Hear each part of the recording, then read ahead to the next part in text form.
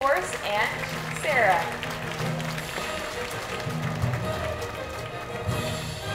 Now, she is just beginning her career, and she is learning to do the sport of reining. So we're going to do things a little slower for you folks here today. We're going to explain what you're looking at because it's going to help us break it down a little bit.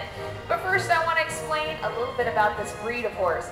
You might have heard me say she was an American paint horse, and if you know what a paint horse is supposed to look like, you're thinking, she doesn't have those big spots of color.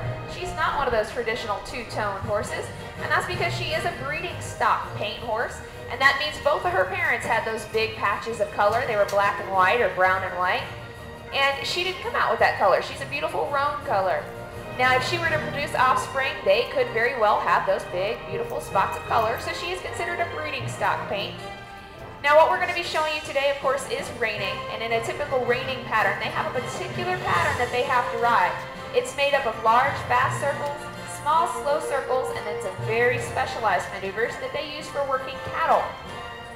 So what we're going to show you here today is just a few of those maneuvers, and we're going to slow them down a little so that you can see what they look like. Now, the first thing she's going to do is something called a turnaround. Now, she is just learning, so ideally, the goal is for her to leave her back end in one place and turn her front end 360 degrees all the way around it, just like that. Beautiful job. Give her a round of applause. She's trying hard. Now, of course, you know, we tried her out one direction, so we don't want her to get dizzy, so we're going to send her back the other way and see if she can make her circle to the left here. Nice turn around.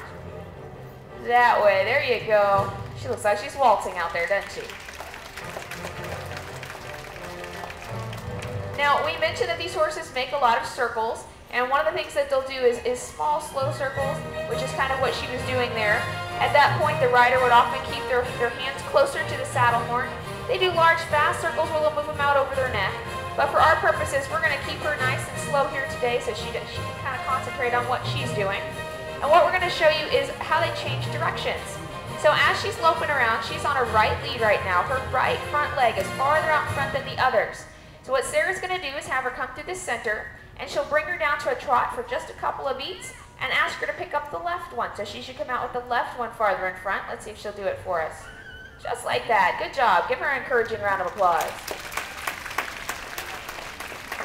Now, eventually, she'll be able to make that change without doing the trot steps, and that's called a flying lead change.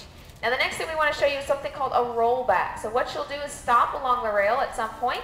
She'll take her shoulder and she'll turn it out over her outside hip, and she'll lope off in the opposite direction. Just like that. And that's a rollback. Good job. Now, last but not least, we want to show you how this mare stops. Now, these horses are judged on how loose the reins are, so you're riding them off of leg and seat aids primarily.